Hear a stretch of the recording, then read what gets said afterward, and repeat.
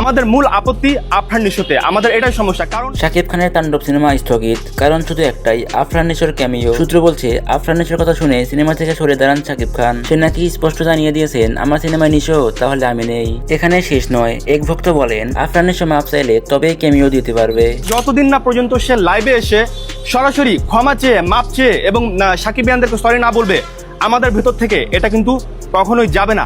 আফরান নিশো থাকুক, কোনো সমস্যা নেই, কিন্তু এত যদি তার আমাদের মেগাস্টারের মুভিতে ক্যামিও দেওয়ার শখ থাকে, সে প্রকাশ্যে ভিডিও করে একটা ভিডিও বার্তায় সাকিব ভাইয়ের কাছে ক্ষমা চাবে যে ভাইয়া আপনি আমার বয়সে 3 বছরের বড়, আমি যেটা করেছিলাম সেটা আমি ভুল করেছিলাম, আপনি আমাকে মাফ করে দেন।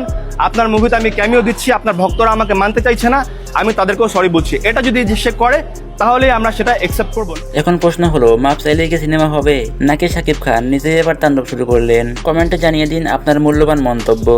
আমাদের এই যে আমরা যে বয়কটের ডাক দিয়েছি তাণ্ডব মুভিকে, আলটিমেটলি দেখেন আমরা যতই বলি, কিন্তু দিন শেষে আমরা কিন্তু একবার হলেও মুভিটা দেখতে যাব।